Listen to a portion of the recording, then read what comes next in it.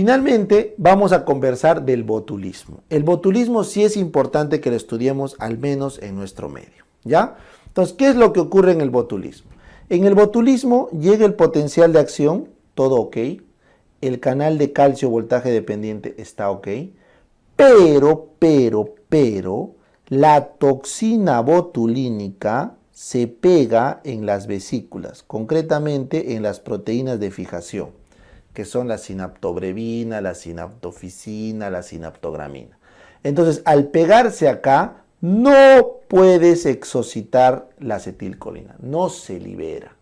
Por lo tanto, nuevamente, no vamos a tener acetilcolina en la hendidura sináptica, porque esta toxina botulínica es un cuadro presináptico. Entonces, ahí está, en el botulismo, la etiología es la toxina. La toxina, ¿de quién, profe? Del Clostridium botulinum. El Clostridium botulinum, como estás viendo ahí en el dibujo, es un bacilo gram positivo anaerobio, que forma esporas. Eso es importante, forma esporas. Entonces, al formar esporas puede vivir por mucho tiempo. Por eso lo tenemos en las comidas, ¿correcto? Está ahí, en los vegetales, puede estar en algunos animales marinos, en el fondo del mar también podemos encontrar un montón de Clostridium. O sea, las toxinas y la bacteria en sí pueden resistir la intemperie, ¿correcto? Entonces, la etiología está por exponernos a la toxina, ¿correcto? Entonces, ¿quiénes se exponen a la toxina? Acá es importante que recuerdes que hay básicamente 3 formas de contaminarse con toxina botulínica. La primera es la que ocurre en los niños, el botulismo del lactante, el botulismo infantil, que es cuando el niño que ya está en periodo de ablactancia, o sea, 6 meses en adelante, le damos alimentos, sobre todo miel, pues no deben dar miel hasta el año de vida, no, ya, porque la miel, como se queda guardado, tiene esporas ahí de Clostridium botulinum en algunos casos. Entonces, estos niños ingieren la bacteria y la bacteria se queda en su tracto gastrointestinal y empieza a botar de ahí toxina in vivo. O sea, se vuelve una fábrica de toxinas su aparato gastrointestinal. ¿Me entienden? Esa es una forma de contaminarse. La segunda forma de contaminarse de botulismo es el botulismo alimentario. Es cuando tú te expones a la toxina por haber comido comida guardada. Por ejemplo, enlatados que estaban rotos, que se han contaminado. Entonces, por eso es que las comidas enlatadas, cuando tienen un pequeño golpe, se descartan o simplemente se rematan, porque si tú tienes mucho tiempo una microfractura en la lata de un atún, por ejemplo, se coloniza, crece el anaerobio y la persona que come ese atún se puede morir, ¿ya? Entonces, el botulismo alimentario es porque has comido la toxina ya elaborada. Recuerden que nosotros, si nos comemos la bacteria, no va a poder desarrollarse en nuestro sistema gastrointestinal, ¿correcto? Un lactante sí.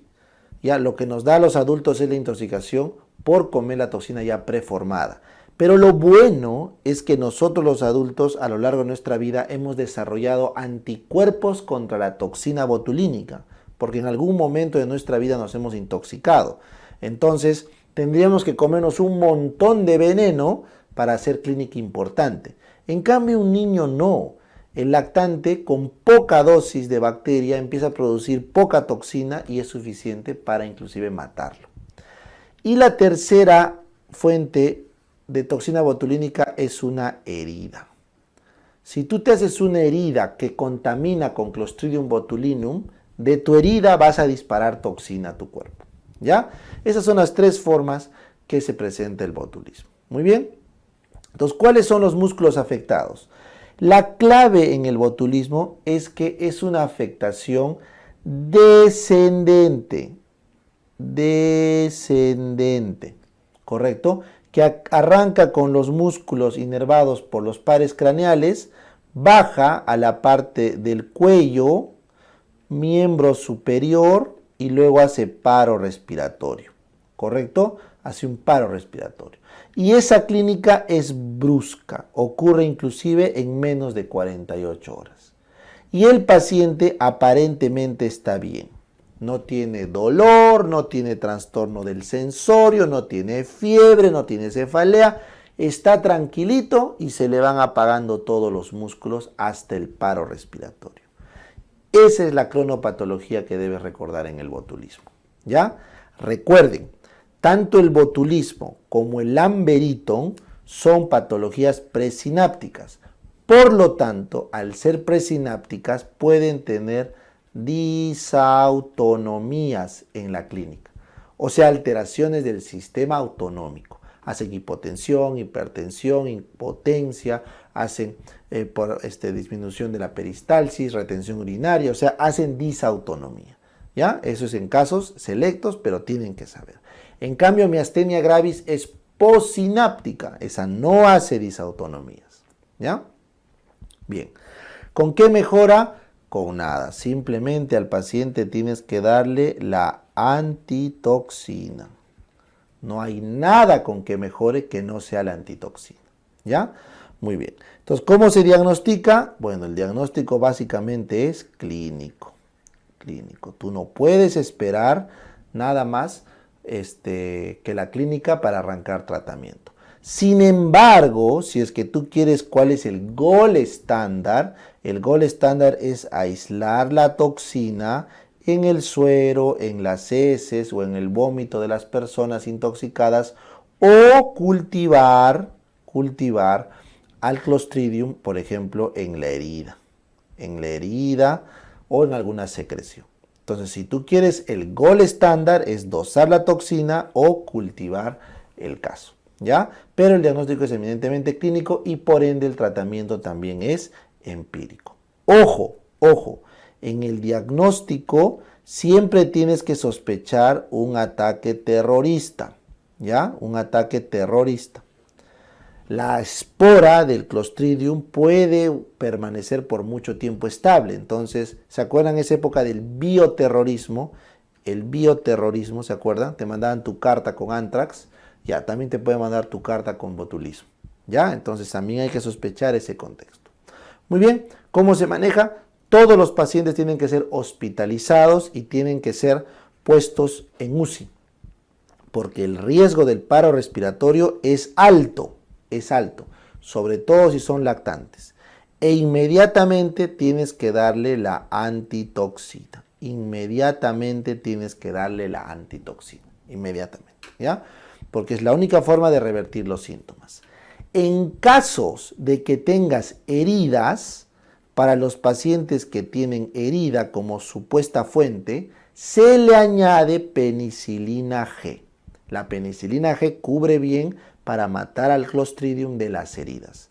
No se requiere antibiótico en los otros cuadros, ni en el de niños, ni en el de alimentario es necesario el antibiótico. No se ha visto que tenga un efecto. Es más, en el niño puede ser perjudicial porque si le damos antibiótico, matamos al Clostridium y este libera más toxina.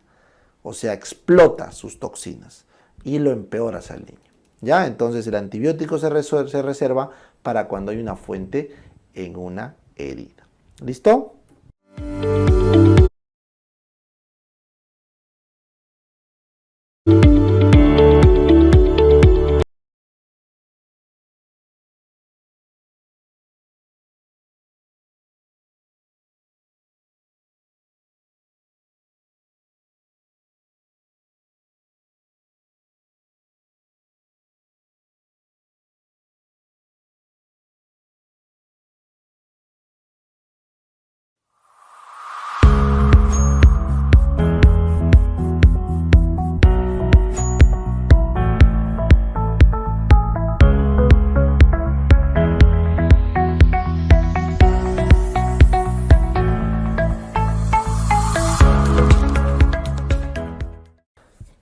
Bien, entonces vamos a ver ahora en este sistema motor concretamente lo que es la placa motora. ¿Ya? Entonces ustedes recuerden que cuando vamos a estudiar el aparato o el sistema motor en el sistema nervioso, tenemos acá ¿no? Más o menos por acá está el área 4 de Brodmann, que es la motora primaria, ¿verdad?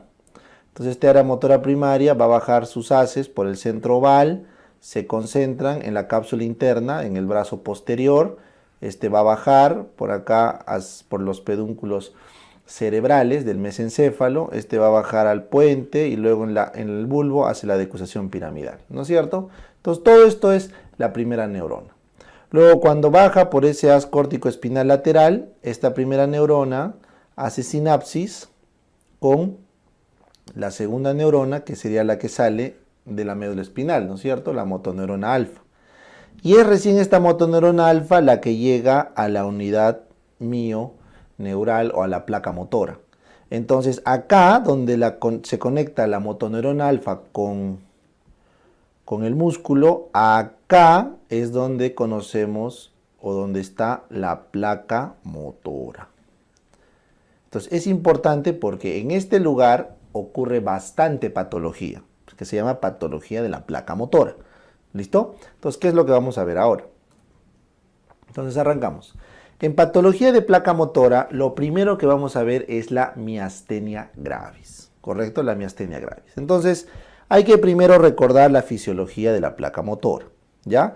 Entonces recuerden, toda placa motora tiene acá su terminal sináptica, ¿correcto? Entonces la neurona presináptica, ¿correcto? Esta neurona presináptica tiene justamente esto que está llegando acá, que es el axón, ¿ya?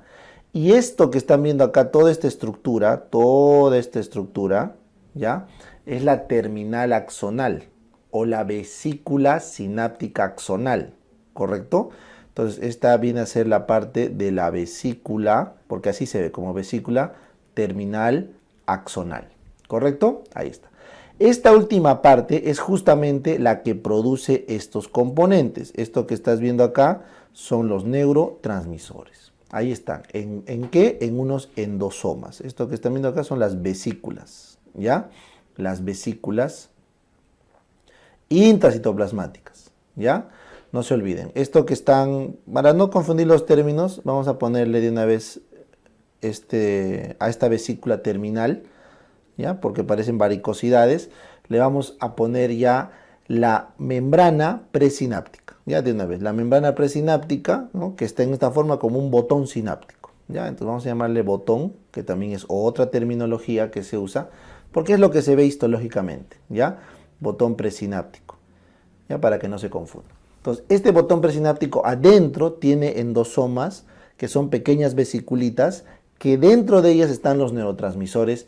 En este caso, ¿cómo se llama el neurotransmisor de la placa motora? La acetilcolina, ¿correcto? Entonces, estas bolitas que están viendo acá ya es la acetilcolina que se ha liberado a esta hendidura. Este hueco que estoy pintando acá es la hendidura sináptica. La hendidura sináptica, ¿ya? Y por lo tanto, lo que está acá, esta parte de acá, ya viene a ser la fibra muscular, ¿no es cierto? Todo lo que están viendo acá ya es la fibra muscular, y esa fibra muscular obviamente tiene sus receptores. Esto que están viendo acá son sus receptores nicotínicos musculares. Receptores nicotínicos musculares. Y como ves, cada receptor nicotínico muscular se tiene que unir a 2 acetilcolinas para abrirse, para activarse. Y eso entonces, ¿qué genera, profe? Genera el potencial de acción para la contracción muscular. ¿Listo? Entonces el mecanismo es así. Viene la corriente o el potencial de acción, que es el término correcto, a través del axón. Llega justo a esta parte final al botón presináptico, esta terminal presináptica, y activa estos canales que son los canales de calcio voltaje dependientes. Ingresa el calcio, que son esas pelotitas que ven acá, y este calcio lo que hace es favorecer la exocitosis de las vesículas presinápticas. Esas vesículas presinápticas ya habían formado acetilcolina, producto de la mezcla de la colina con el acetato, ¿ya? La acetiltransferasa, ¿ya? Es la que forma acetilcolina. Eso está en las vesículas. Entonces se libera la acetilcolina, la hendidura sináptica, esta de acá, y de 2 en 2 se van uniendo al receptor nicotínico muscular para generar potencial de acción y poder contraer la fibra muscular. ¿Listo? Esa es la fisiología de la placa motora. Entonces, la patología de la miastenia gravis, todos ustedes saben que la miastenia gravis es la alteración postsináptica porque se destruye esto, el receptor nicotínico muscular. ¿Correcto? No se confundan. La miastenia congénita es una lesión presináptica. La miastenia gravis es postsináptica. ¿Ya? Entonces vamos un poquito más al detalle. ¿Qué es lo que ocurre en la miastenia gravis? Vamos a borrar todo esto para que no nos interrumpa el dibujito. Entonces lo que ocurre en la miastenia gravis es lo siguiente. Miren, acá he hecho una ampliación de cómo se ve esto de acá. He hecho una ampliación de cómo se ve ese momento de la membrana, ese pedacito donde está el receptor. Entonces, esto que estoy pintando de amarillo es el receptor de acetilcolina nicotínico. ¿Ya lo ven? Ahí está. Este receptor está pegado a una proteína conocida como rapsina, ¿ya? Pero para que ocurra la contracción muscular y el potencial de acción, se ha visto que existen otros receptores de membrana que regulan la función de membrana.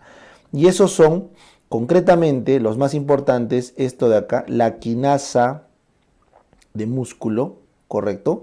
¿Ya? Esto es una proteína de membrana, ¿ya? Que es una tirosinquinasa muscular, así se llama, tirosinquinasa muscular, por eso es MUSC, ¿correcto? Muscular, quinasa, o sea, una quinasa muscular. Entonces, esta tirosinquinasa de membrana muscular está pegada a esta proteína LRP4, ¿ya? Recuerden eso. Y finalmente, existe unas proteínas en la hendidura sináptica como la neuregulina y la agrina que se han visto que también regulan mucho de la función de la sinapsis. Entonces, ¿qué es lo que pasa? Los pacientes con miastenia gravis desarrollan, como ves acá, autoanticuerpos que atacan explícitamente al receptor colinérgico, ¿ya? Pero también puede haber autoanticuerpos que atacan al receptor MUSC, ¿ya? A la tirosinquinasa o también al LRP4. ¿Está bien? Entonces, en la etiología, lo que ustedes tienen que recordar es que se forman autoanticuerpos,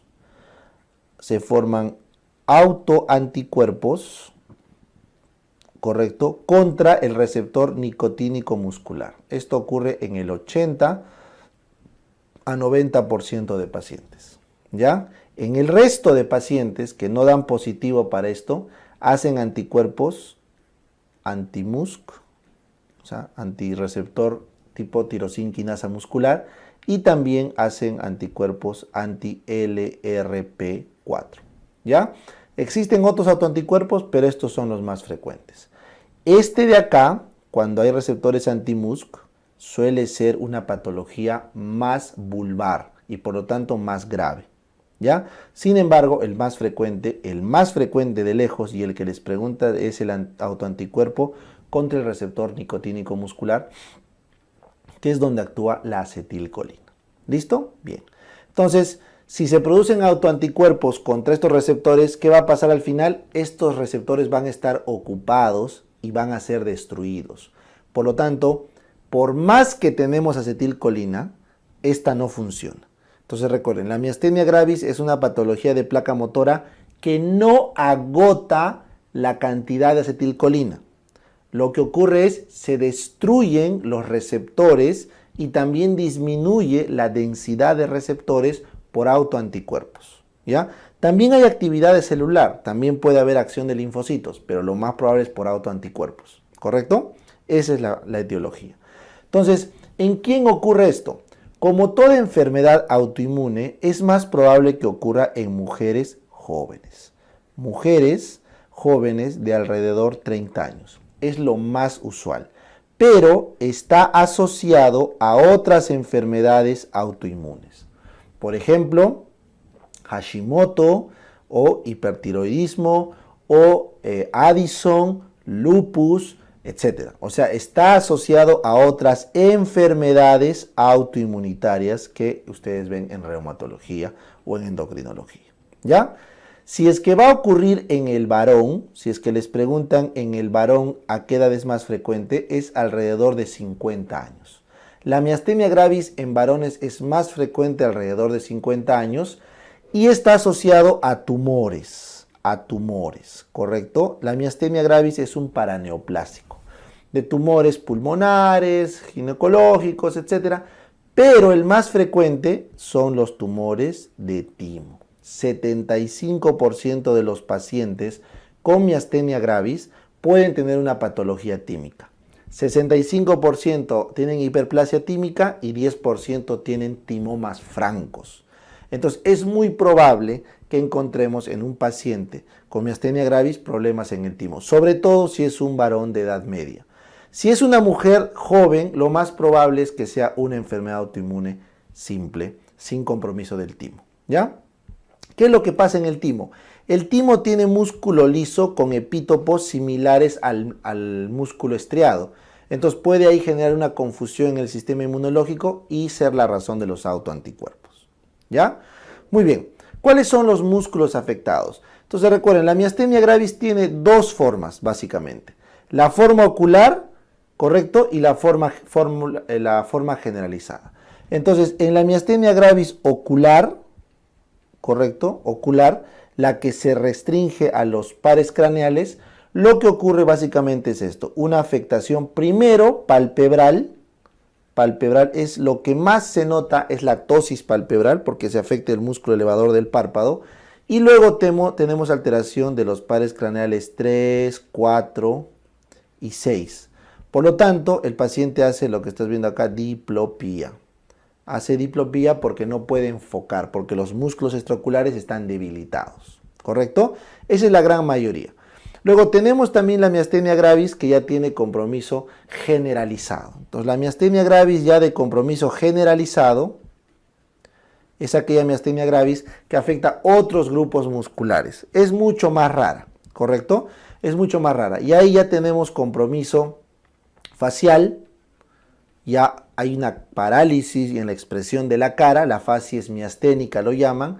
Hay compromiso vulvar, se llama compromiso vulvar cuando se afecta el 9, el 10, el 11, el 12, que son los pares craneales que salen del bulbo raquídeo. Entonces la paciente hace disartria, hace disfagia, la lengua pierde tonalidad, se le agotan los músculos inclusive al momento de masticar, aunque ese es el trigémino, ¿ya? Entonces eso ya es una forma más generalizada y luego hace clínica de miembros superiores proximales. O sea, la miastenia suele afectar más los músculos de la escápula, ¿correcto? Los músculos del cuello y de miembro superior proximal. O sea, es una patología que se concentra más en la parte superior. Esa es la afectación muscular en la miastenia gravis, ¿ya?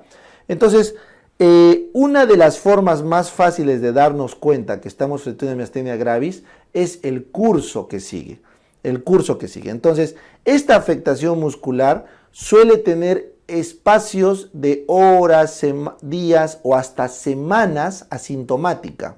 Entonces, para que la paciente desarrolle toda la clínica florida de los músculos afectados en la miastenia, puede pasar hasta 3 años.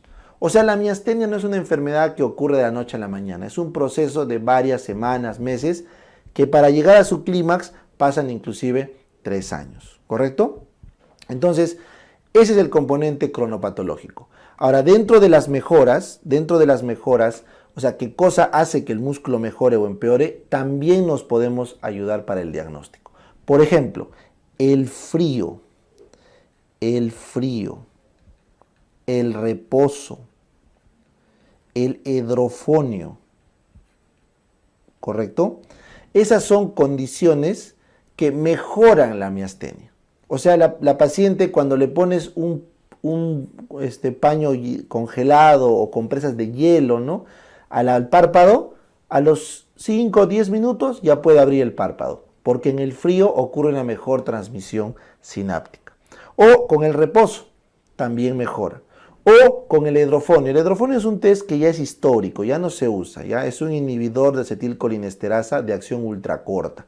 Entonces el paciente toma hidrofonio y rápidamente recupera el movimiento. Entonces estas condiciones mejoran la miastenia.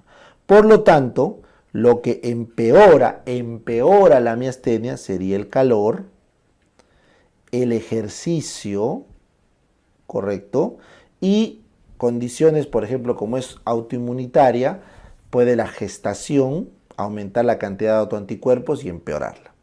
De todos estos, el ejercicio es el que más empeora la miastenia. Por eso la miastenia agrava durante el día. A medida que la paciente va pasando el día, va sintiendo más debilidad muscular. Por eso una buena prueba diagnóstica es cuando a la paciente se le hace parpadear varias veces, termina con tosis. O cuando se le hace leer un texto en voz alta en el consultorio, termina siendo luego disartria por fatiga de los músculos de la fonación. Entonces es una buena forma de darse cuenta que estamos frente a una miastenia. Y finalmente, para establecer el diagnóstico como tal, nosotros teníamos el test de Tensilón o de Hedrofonio. El test de Hedrofonio, que están viendo acá, la marca era Tensilón, así se llamaba. Ese Tensilón, ese Hedrofonio, lo que les dije es actuar de forma rápida, ultracorta, y en pocos segundos la paciente recupera la fuerza, pero luego de 5 minutos la vuelve a perder. Entonces, es un test de Tensilón positivo. Lo único malo es que tiene muchos efectos adversos, porque puedes hacer un efecto adverso colinérgico no deseado y por eso recomiendan tener atropina a la mano. Entonces, para obviar este test que ya no se utiliza, tenemos el test de las compresas frías, lo que te dije. Se le pone compresas frías en la cara, sobre todo en el párpado, y ya puede mover el músculo después de eso, ¿correcto? Esos son los test clínicos que te orientan a un síndrome miasténico. Pero el gold estándar, aprende eso, el gold estándar diagnóstico es el dosaje de los anticuerpos antinicotínico muscular. El dosaje de anticuerpos antinicotínico muscular. Y solamente si es que el dosaje es negativo, recién se le pide el dosaje antimusco. Solamente si es que es negativo, ¿ya? Y solamente si es que es negativo este antimusc y es dudoso la clínica, recién ahí vamos a una electromiografía, donde demostramos la miastenia cuando la paciente entra en fatiga muscular, desaparece la onda F, la onda H, cuando le sometes a múltiples estímulos. Entonces, el gol estándar debe ir por dosar los anticuerpos nicotínicos musculares. Si no, dosamos antimusc. Y si hay duda, recién hay la electromiografía. Sin embargo, por norma, todos los pacientes con miastenia gravis suelen ir a electromiografía para de todas maneras descartar otros cuadros. Recuerden, una parálisis de pares craneales puede significar muchas cosas, ¿correcto? Puede significar atrofia multisistémica, esclerosis lateral amiotrófica, puede significar botulismo, puede significar problemas mitocondriales, ¿se acuerdan los metabólicos? Si la parálisis es de la escápula, puede significar Guillain-Barré. O sea, hay varios trastornos que te complican. Entonces, siempre es bueno dosar anticuerpos, hacer su electromiografía y el test de las compresas frías. Con eso, estás tranquilo y has llegado al diagnóstico de la miastenia gravis. ¿Listo? Bien. Entonces, ahora vamos al diagnóstico de la causa. ¿Por qué tendría miastenia gravis una persona, una paciente? Puede tener un tumor. Entonces siempre se recomienda evaluar el timo. Entonces toda paciente con miastenia gravis que tenga una masa, como ves acá en el mediastino anterior, debería ir a cirugía, ¿ya? Porque eso es probablemente la causa y si no tratamos esta causa no va a mejorar la enfermedad. Entonces siempre se recomienda un estudio de imágenes para buscar patología tímica. ¿Listo? Bien. Entonces ahora sí vamos al manejo. Cuando una paciente está con miastenia gravis, tienes que definir bien claro lo siguiente. ¿Estamos frente a una crisis? ¿Estamos frente a una crisis o no? ¿Correcto? Entonces, si estamos efectivamente frente a una crisis miasténica, ¿qué es una crisis miasténica? Es cuando la paciente tiene disartria o tiene disnea. Si la paciente ya no puede hablar o le falta el aire, estamos frente a una crisis miasténica. Y eso es una emergencia y eso amerita hospitalizar al paciente, llevar y conseguir una cama en UCI y darle inmediatamente tratamiento con inmunoglobulina G. Terapia hiperinmune. Ese es el manejo adecuado si estamos frente a una crisis miasténica. Sin embargo, si no estamos frente a una crisis miasténica, o sea, la paciente está estable, simplemente tiene la debilidad durante el día que empeora, entonces el manejo va a tener que ser de la siguiente forma. Arrancamos con piridostigmina. La piridostigmina es un inhibidor de acetilcolinesterasa con pocos efectos adversos gastrointestinales. Entonces la paciente lo tolera y podemos manejar sintomáticamente el cuadro. Si es que no responde con esto, la siguiente medida es evaluar una cirugía de algún tumor que está originando los autoanticuerpos. Entonces, cuando no responde a la piridostigmina, hay que echarnos a buscar un tumor como un timoma o un tumor de pulmón que sea la fuente de estos autoanticuerpos.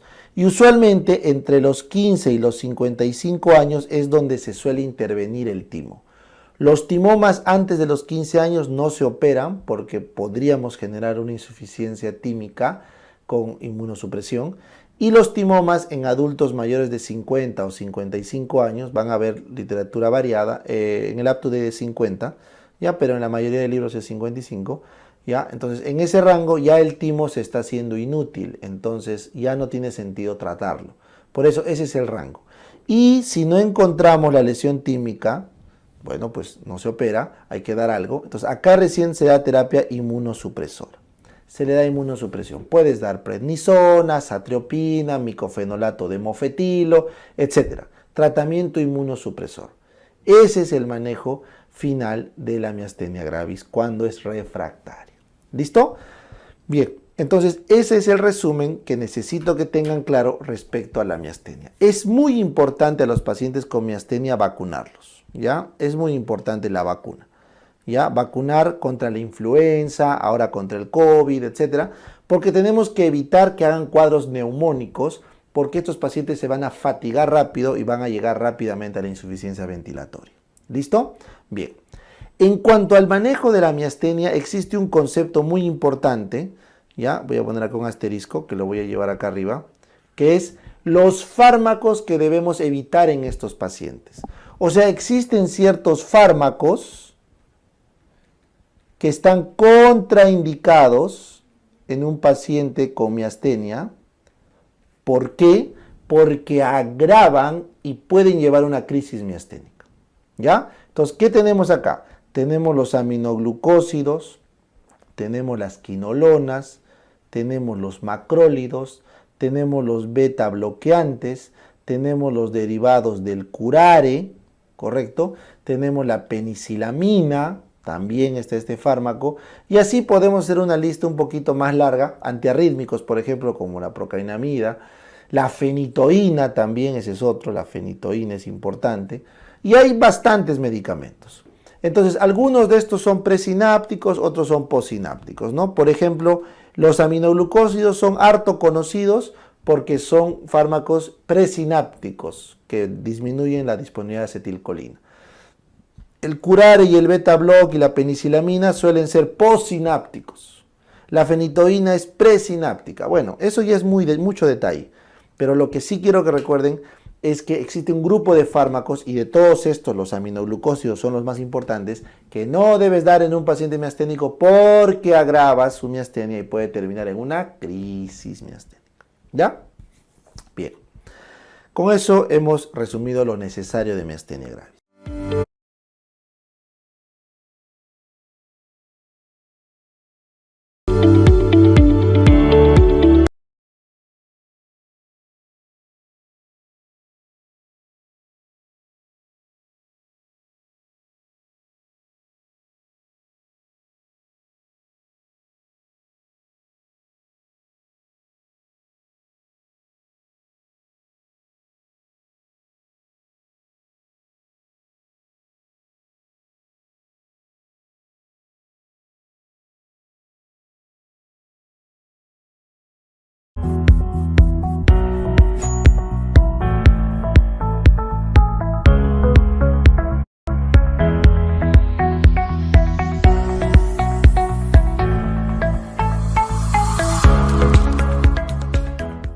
Ahora vamos a otra patología, vamos a la patología del Amberito, ¿ya?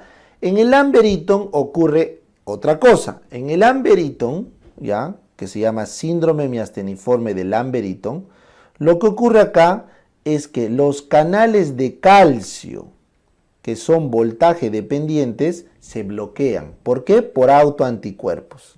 Se producen autoanticuerpos contra los canales de calcio voltaje dependientes. Entonces la etiología es autoanticuerpos contra los canales de calcio voltaje dependientes. Ojo, hay canales de calcio que no son voltaje dependientes, esos no se afectan.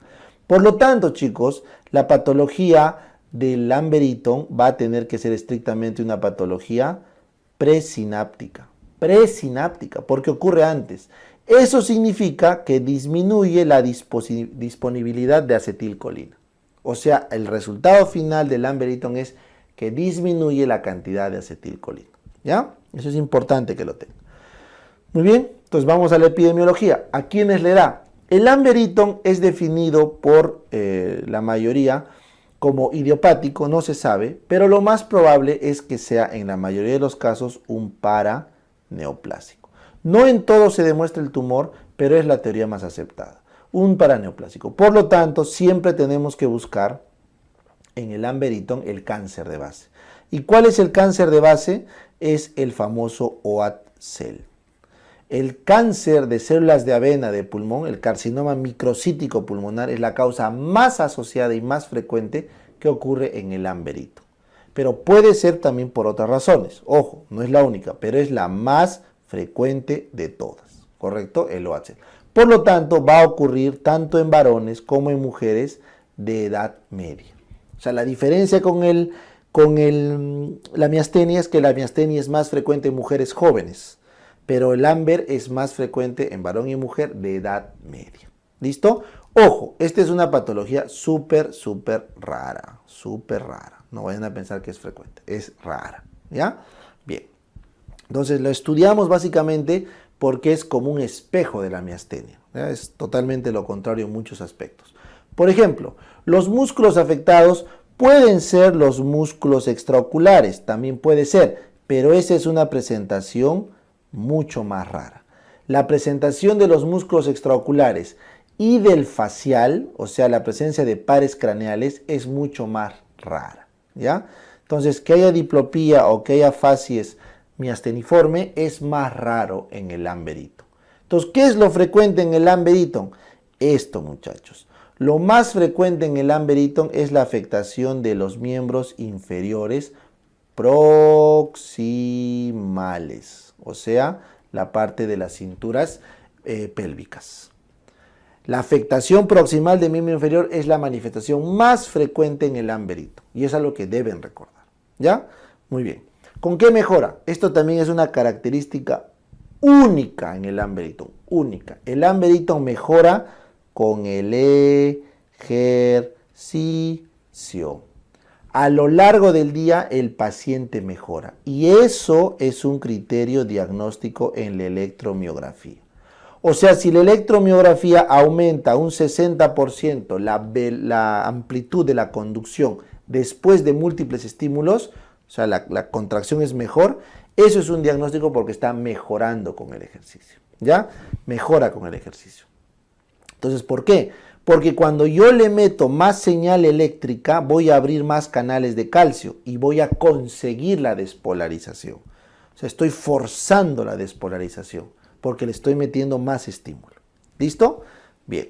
Entonces, ¿cómo se diagnostica? Lo primero que te dice todas las guías es que debes encontrar el foco. O sea, tienes que encontrar el cáncer de pulmón. Lo más probable. Es lo que debes hacer. ¿Correcto? Esa es la razón. Y después confirmar con la electromiografía, como les dije, que el paciente recupere fuerza con el estímulo seriado. O sea, el diagnóstico es clínico, electromiográfico y con búsqueda de tumor primario. Si con eso no te queda claro, se dosar los autoanticuerpos contra los canales de calcio voltaje dependientes. Pero no es una prueba específica ni sensible. El dosaje de autoanticuerpos no es tan mandatorio como en la miastenia. En la miastenia sí o sí tienes que dosar. Acá es solamente cuando te quedó duda por la clínica y porque no encontraste el cáncer. ¿Correcto? Bien. El manejo.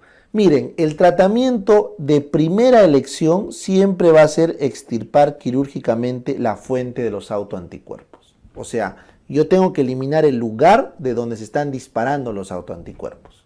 Sin embargo, yo al paciente tengo que darle un manejo sintomático mientras mejora o si es que no se llega a remitir el paraneoplásico. Entonces el tratamiento nuevamente es con piridostigmina. La piridostigmina, ya les dije, es un inhibidor de acetilcolinesterasa que aumenta la acetilcolina.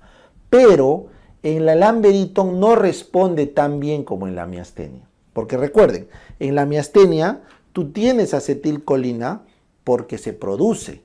Lo que tienes malogrado es el receptor. Entonces con la piridostigmina aumentas tanto la acetilcolina que terminas teniendo efecto clínico. Pero en el Lamberibton tú no produces acetilcolina. Recuerda, no lo produces. Entonces, si yo te doy piridostigmina, que es un inhibidor de la acetilcolinesterasa, ¿yo voy a aumentar la acetilcolina? No, porque no le estoy produciendo. Ojo a ese dato, ¿eh? La acetilcolina primero tiene que producirse y luego la acetilcolinesterasa tiene que inhibirse para no destruir la acetilcolina formada. Eso está muy bien en la miastenia. Pero en el Lamberibton nunca se llegó a formar acetilcolina porque se bloqueó el canal. Entonces de nada me sirve un inhibidor de la acetilcolinesterasa por su cuenta. Entonces, ¿qué tengo que hacer? A esta piridostigmina tengo que añadirle guanidina o el 3,4-diaminopiridina. ¿Correcto? El 3,4-diaminopiridina, que es el amifrantide, o la guanidina, estos fármacos lo que hacen es aumentar la conductancia del potasio.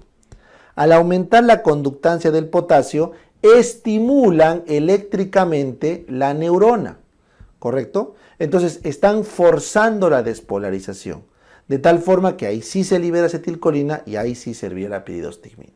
Entonces ya saben, operar el tumor de base, damos piridostigmina, pero con su guanidina o su 2,3-diaminopiridina. ¿Correcto? Ese es el manejo. Estos fármacos, o este tratamiento, perdón, puede requerir después inmunosupresión. Si es posible. En algunos casos que no responde, se tiene que dar terapia inmunosupresora hasta que haya remisión clínica. Y también las crisis también van a requerir que el paciente se vaya a UCI y que uses terapia hiperinmune con IgG. También va a requerir. ¿Ya? Así que no es muy diferente de la miastenia en este aspecto. ¿Listo? Correcto.